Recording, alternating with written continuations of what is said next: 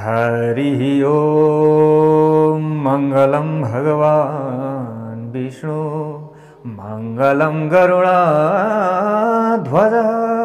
मंगलम पुंडरीकाक्ष मंगलाय तनो हरि। वसुदेवसुतं देवं कंसचाणूरमर्दनं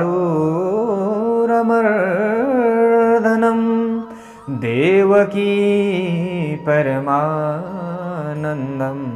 कृष्णं वन्दे जगद्गुरुं। नारायणं नमस्कृत्य नरं चैव नरोत्तमं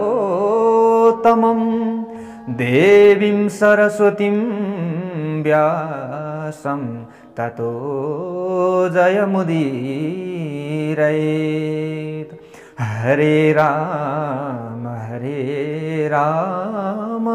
राम राम हरे हरे, हरे कृष्ण कृष्ण कृष्ण हरे हरे। ओम नमो भगवते वासुदेवाय। धर्ममार्ग युट्युब च्यानल हेरिरहनुहुने सम्पूर्ण नियमित तथा नवीन दर्शकवृन्दहरुमा जय श्री हरि जय श्री राधे। आज पनि दैनिक झैं माघ महात्म्य लिएर आउने क्रममा श्री पद्म पुराणमा रहेको माघ महात्म्य लिएर म टीका पौडेल हजुरहरु समक्षमा उपस्थित भइसकेको छु। अब हामी केही दिन मात्र महात्म्य श्रवण गर्नेछौँ र लगभग सकिन आँटेको छ। अब एक दुई दिनमा सकिन्छ होला। अब अर्को भागमा सकिन्छ कि जस्तो लागेछ। विशेष हामीले माघ महात्म्य श्रवण गर्दै गर्दा माघ महिनाको महत्त्वको बारेमा बुझ्दैछौँ र हामीले के गर्न हुँदो रहेछ के गर्न हुँदो रहेछ यो कुराहरूलाई विशेषतः बुझ्दैछौँ विविध कथा प्रसङ्ग आदिका माध्यमद्वारा। हामीले श्रवण गर्दै थियौँ कि अछोत नाम गरेको तीर्थमा वेदनिधिलाई जो लोमस ऋषिले बताउँदै हुनुहुन्थ्यो कि देवद्विती नाम गरेका जो ब्राह्मण थिए यिनले पिशाचको उद्धार गरेका थिए भनिसकेपछि देवद्विती र पिशाचको आख्यान हामीले श्रवण गर्दै थियौँ। यो प्रसङ्ग श्रवण गर्दै थियौँ र जो चित्ररथ नाम गरेका चाहिँ राजा थिए पिशाच भएका थिए भलाएको रूपमा चाहिँ क्वाँ क्वाँ गरेर रोइरहेका बेला त्यहाँनेरि देवद्विती नाम गरेका ब्राह्मण पुगेर त्यहाँनेरि पिशाच र देवद्विती नाम गरेका ब्राह्मणको संवाद भइरहेको छ। हामीले श्रवण गर्दैछौँ र देवद्विती नाम गरेका ब्राह्मणले भन्दै हुनुहुन्थ्यो अगाडि कि एकजना जो ब्राह्मण नै पिशाच भएका थिए ती पिशाचलाई त्रिवेणीको जलले उद्धार गरेको थियो। जल पर्नाले अथवा जल पिउनाले पनि उसको उद्धार भएको थियो भन्ने प्रसङ्गमा अर्को हामीले प्रसङ्ग श्रवण गर्दै थियौँ कि जो चाहिँ ब्राह्मण थिए यी ब्राह्मण पनि आफ्ना विभिन्न कुकर्मले गर्दाखेरि पिशाच भएका थिए। पिशाच भएर यिनले आफ्नो यसरी विविध पीडाहरूलाई खपिरहेका थिए।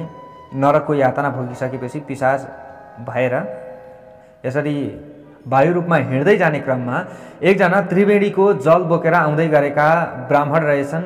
मन्दिरमा पूजा गर्नका लागि मन्दिरमा चढाउनका लागि जल बोकेर आउँदै रहेछन्। बटोही भनौँ अथवा ब्राह्मण भनौँ पथिक भनौँ जो भए पनि ती ब्राह्मण नै थिए।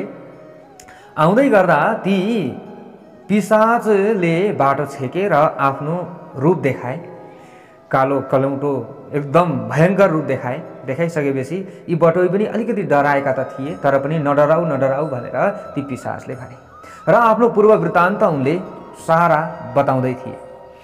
पूर्व वृत्तान्त बताउँदै गर्दाखेरि म यो नरकमा परेँ यस्तो यस्तो पीडा भयो तर पनि म यो कर्मको फल हो भनेर चित्त बुझाइरहेको छु र कर्मको फल नै मान्छेले भोग्नु पर्दो रहेछ। त्यसैले धेरै दुखी पनि म हुँदिनँ। मलाई प्यास लागिरहेको छ पानी खान देऊ भनेर यिनले माग्दैछन् यी प्रेतले ती ब्राह्मणसँग बटोहीसँग। र ती प्रेतले भन्दैछन् यो कर्मको नै फल मैले भोगिरहेको छु।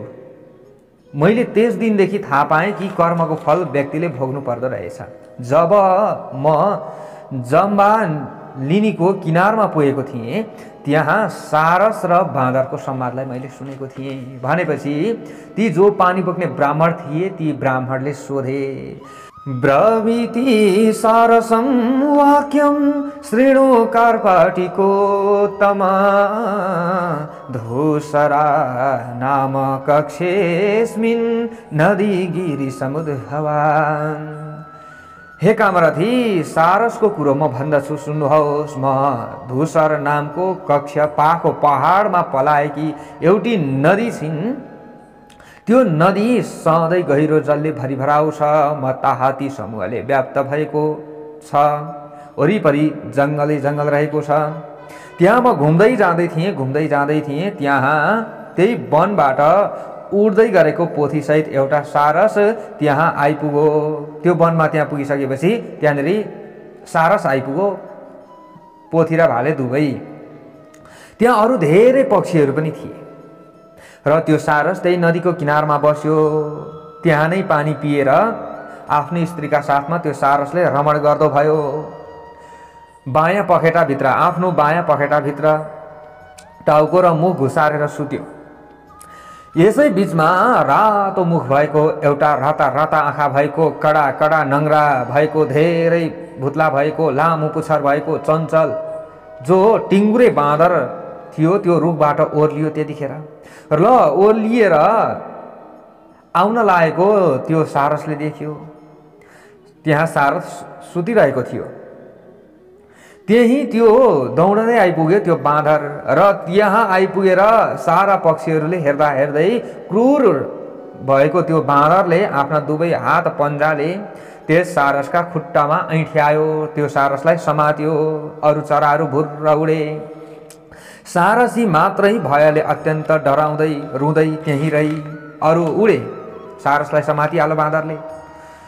तब निन्द्राबाट भङ्ग भएको सारसले डरले आँखा घुमाउँदै टाउको उठाएर तुरुन्तै उसलाई देख्यो। तब सारस अत्यन्त डरायो, तर पनि डराउँदै नम्र बाणीले त्यो सारसले भन्न लाग्यो त्यो बाँदरलाई, अपराधं विना मां त्वं किं शाखा मृगवाधसे सापराधा जना लोके बध्यन्ते भूमि पैरवी। हे शाखा मृग, बिना अपराध नै किन तिमी मलाई दुःख दिइरहेका छौ? संसारमा राजाहरूले पनि अपराधीलाई मात्र दुःख दिन्छन्, निरपराधीलाई दुःख दिँदैनन् भने तिमीले त म अपराधै नगर्ने यस्तो सोझोलाई किन दण्ड दिँदैछौ? म त यहाँ वनमा रहन्थेँ, पानी पिउनका लागि यहाँनिर आएको थिएँ भनेर भनिसकेपछि त्यो बाँदरले अझै समात्न लाग्यो, मजाले औँठ्याउन लाग्यो। अनि ती सारसले भन्न लागे, यसो पूर्व स्मृति भयो ती सारसलाई। उनले यसो हेरे, उनको पूर्व जन्मको कुरा यी सारसले थाहा पाए र थाहा पाउने बित्तिकै ती सारसले भन्न लागे, हे बानर श्रेष्ठ, तुरुन्तै मलाई छाडिदेऊ, त्यसमा पनि म अपराध बिनाकोलाई छोडिदेऊ। म तिम्रो पूर्व जन्मको सबै कुरा जान्दछु, तर तिमी पूर्व जन्मको कुरा बुझ्दैनौ, जान्दैनौ। पूर्व जन्ममा तिमी को थियौ, के थियौ त्यो तिमी जान्दैनौ, तर सबै म जान्दछु। यस्तो कुरा सुन्ने बित्तिकै त्यो बानरले भन्न लाग्यो, ब्रूहि रे त्वं कथं वेश्वी मम जन्म पुरातनम त्वं पक्षी ज्ञानहीन सतिर्यक्षाहं वनेचर। अरे तिमी मेरो पहिलो जन्मको हाल कसरी जान्दछौ? कहाँ तिमी ज्ञानहीन मूर्ख पक्षी, के मबाट छुट्ने उपाय गरेको हो? कहाँ तिमी ज्ञानहीन पक्षी, म कहाँ तिर्यक योनिमा जन्मेको जङ्गलमा रहने बानर हुँ? यो कुरा बताऊ कि म पूर्व जन्ममा को थिएँ त? तब सारसले भन्यो, जाने हम तावकं जन्म जाति स्मरमिति स्फुटं त्वं हि विन्ध्याधिपो राजा प्राग भवे पर्वतेश्वर। मलाई पूर्व जन्मको जाति स्मरण भएको छ। म सबै कुरा यो जान्दछु। तिमी पूर्व जन्ममा विन्ध्य पर्वतका मालिक पर्वतेश्वर पहाडी राजा थियौ। पूर्व जन्ममा तिमी राजा थियौ, अहिले बानर भएका छौ। तिम्रो कर्मको गतिले म तिम्रो वंशमा उत्पन्न अत्यन्त चाहिँ तिम्रो वंशमा चाहिँ पूजनीय रहेको पुरोहित थिएँ। त्यतिखेर तिमी राजा थियौ, म ब्राह्मण थिएँ। त्यसकारण हे श्रेष्ठ बानर, तिमीलाई म राम्रो तरहले भलीभाँति जान्दछु, तर तिमी यो जान्दैनौ। त्यतिखेर प्रशस्त धन मात्रै तिमी थुपार्न चाहन्थ्यौ, विवेकहीन थियौ र प्रजाहरूलाई साह्रै दुःख दियौ। तिमीले प्रजाहरूलाई अत्यन्त पिर्यौ। अन्तिममा तिम्रो मृत्यु भयो। मृत्यु भइसकेपछि तिमीले गरेको त्यो पापका कारणले गर्दा अन्त्येष्टि संस्कार भए तापनि तिम्रो उद्धार भएन। तिमी घोर कुम्भिपाक नरकमा परेको थियौ। फेरि त्यो पापले डढेर नरकमा धेरै समयसम्म तिमी त्यहाँ रह्यौ। अनेक दुःख तिमीले भोग्यौ, कराउँदै चिच्याउँदै बारम्बार विलाप गर्दै कुम्भिपाकको रातमा त्यहाँ सही नसक्नु यातनाहरू तिमीले भोगेका छौ। त्यस पछाडि तिमी नरकबाट निस्किन त निस्क्यौ, तर फेरि अर्को तिमीले पूर्व जन्ममा राजा भएर पनि पूर्व जन्मका ती ब्राह्मणहरूका बगैँचाबाट, जो बगैँचामा राम्रा राम्रा फलफुलहरू फुलेका थिए, फुलहरू थिए, केराघारीहरू थिए, त्यहाँबाट पाकेका केराका कोसाहरू तिमीले ज्ञान नपाइकन नि जबरजस्ती लुटेर लग्यौ। त्यो बगैँचालाई पनि लुटेका थियौ। त्यही परिणामले गर्दा तिमी अहिले बाँदर भएका छौ र बाँदरको योनि तिमीले झेल्नु परिरहेको छ। पूर्व जन्ममा गरेको यो कर्मको फल हो। जसले यस्तो खराब कर्म गरेको छ त्यसले त्यसको फल भोग्नै पर्दछ। पार पाइ नसक्नुको दुःख तिमीले पाएका थियौ, अगाडि धेरै साह्रै दुःख पाएका थियौ र अहिले पनि पार पाउन अलिकति गाह्रो छ। यो पूर्व जन्मको कुरा म सबै जान्दछु। र यस्तै प्रकारले पूर्व जन्मको बारेमा मैले जान्दैछु। सारस देह पाएर पनि पहिलेको ज्ञानले म मोहित भइरहेको छैन। म पूर्व जन्ममा ब्राह्मण भएका कारणले गर्दा म यो सबै कुरा जान्दछु। अब प्रेतले भन्दैछ, इति श्रुत्वा कथां विप्र वानरोऽप्याह सारसं सम्यक् वेत्ति भवान् नूनं कथं त्वं पक्षितागतः। हे पथिक, हे ब्राह्मण, सारसबाट यस्तो कथा मैले सुनेको छु। र बानरले सारसलाई भन्यो, तपाईको जाति स्मरण हुनाले पूर्व जन्मको वृत्तान्त निश्चय नै राम्रोसित जान्नु हुँदो रहेछ। अब यो त बताउनुहोस्, तपाईँ चाहिँ कसरी पक्षी हुनुभयो त? सारसले भन्दैछ अगाडि गएर, कथयिष्यामि तत्कर्म येनाहं दुर्गतिं गतः पक्षी योनिं गतो येन तत्सर्वं श्रोतुमर्हसि। जुन कर्मले म दुर्गतिमा गएको छु त्यो कुरा म भन्दैछु, सुन। पक्षी योनिमा प्राप्त भएको छु। यतिखेर म किन भए त भन्दा, म पनि पूर्व जन्ममा ब्राह्मण भए तापनि सूर्यग्रहण लागेका बेलामा नर्मदा नदीका तटमा धेरै ब्राह्मणहरूका निमित्त भनेर धेरैभन्दा धेरै धानहरू, अन्नहरू भेला पारेको थिएँ मैले। अरू ब्राह्मणहरूले भेला पारेको अन्नहरूलाई पनि मैले त्यसलाई के गरेँ, एकट्ठा गरेँ र अरू ब्राह्मणहरूलाई नदिकन त्यो धन मैले लिएँ, त्यो अन्नहरू मैले लिएँ, ती ब्राह्मणहरूलाई मैले ठगेँ र त्यो धन सबै आफ्नो बनाएँ। मैले अन्न पनि आफ्नो बनाएँ, सबै द्रव्यहरू सबै आफ्नो बनाएँ। त्यसै प्रभावले गर्दा मैले मर्ने बित्तिकै लतबदे रगतले भरिएको कालसूत्र नरकमा पर्नु पर्यो। म पनि नरकवासी भएँ त्यो प्रभावले गर्दा।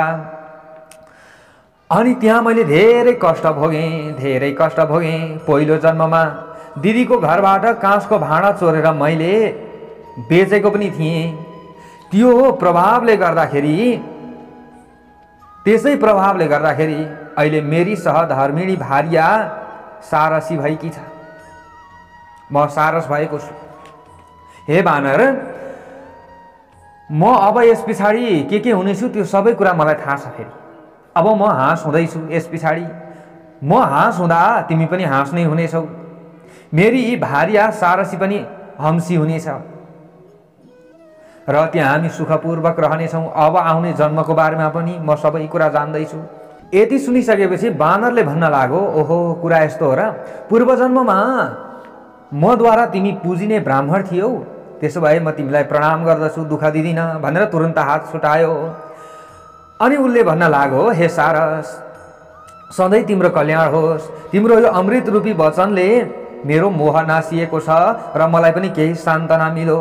प्रेतले अगाडि गएर भन्दैछ, हे पथिक, हे ब्राह्मण, यो विचित्र कहानी मैले सुने त्यो सारस र बाँदरको। त्यतिखेर म त्यहीँ वरिपरि थिएँ।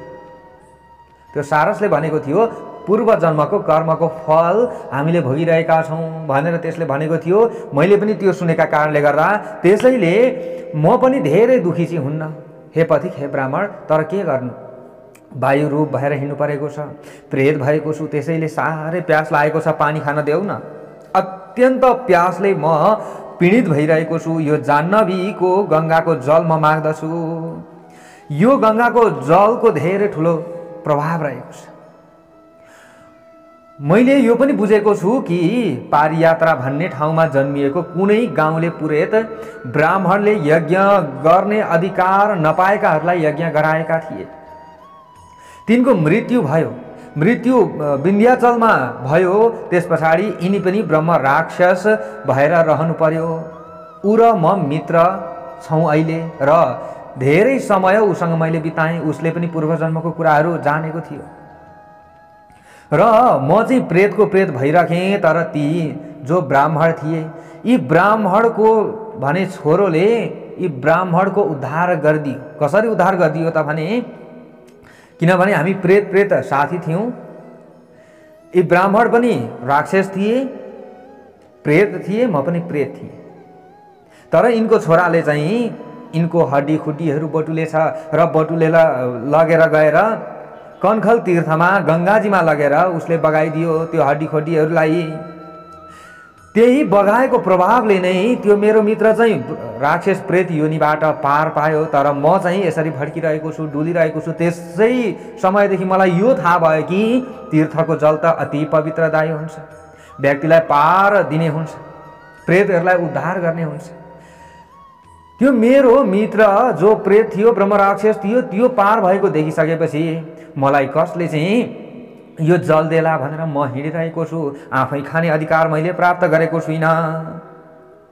प्रेत भएका कारणले गर्दा प्रेत रूप मलाई भोजन र पानी दुर्लभ छ, त्यसैले मैले पाउँदिनँ। कसैले दियो भने मात्र पाउँछु। यसै कारणले गर्दा मेरा धेरै वर्षहरू बितिसके, मैले साह्रै कष्ट पाइसकेँ।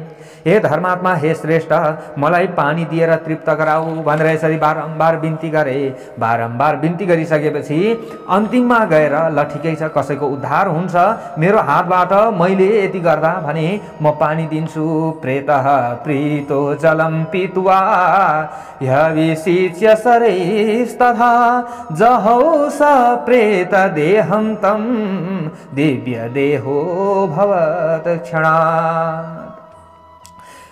पानी ती बटोहीले ती ब्राह्मणले दिए प्रेतलाई। दिने बित्तिकै तत्क्षण नै ती प्रेतले त्यो प्रेत देहलाई त्यागे। पानी खाने बित्तिकै, पानी पाउने बित्तिकै दिव्य शरीरको भयो र त्यो हेर्दा हेर्दै त्रिवेणीको जलको छिटाको प्रभावले, त्यति पानी खाएको प्रभावले, त्यति पानी आफ्नो शरीरमा परेको प्रभावले ऊ देवताहरूले पुजिदो छँदो स्वर्गतिर गयो।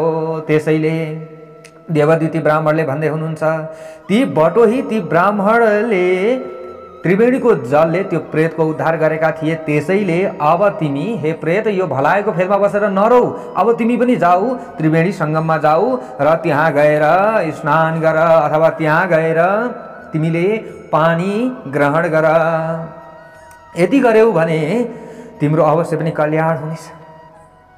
यसरी ती देवद्युतिले ती प्रेतलाई भन्दैछन्, तिम्रो पनि मुक्ति हुनेछ, यो दुर्गति तिम्रो नाश हुनेछ, तिमीले चिन्ता नगर। र तिम्रो दुर्गति यो जुन परेको छ, तिमी अहिले यो प्रेतमा परिरहेका छौ, तर तिमीलाई म उद्धार गराउन सक्छु।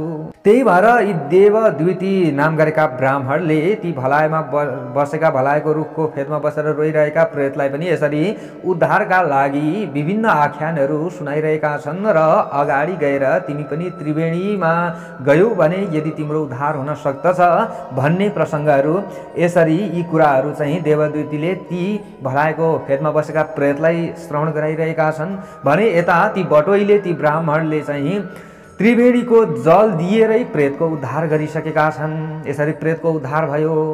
हेर्नुहोस्, तीर्थको महिमा, नदीको महिमा यस्तो रहेको छ।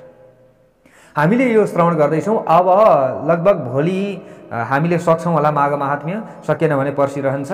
लगभग भोलि सकिन्छ भन्ने लागिरहेको छ। अब प्रेतको उद्धार पनि भएको छ। विशेषतः हामीले यो प्रसङ्ग श्रवण गऱ्यौँ। अब भोलि अन्य प्रसङ्ग, जो भलाएको फेदमा बसेका प्रेत रहेका छन्, अब यिनको पनि उद्धार होला, त्यो पनि भोलि हामी श्रवण गर्नेछौँ। आजको प्रसङ्ग यति नै। मलाई बिदा दिनुहोस्। सबैको दिन मङ्गलमय बनोस्, कल्याणमय बनोस्। जय श्री हरि, जय श्री राम।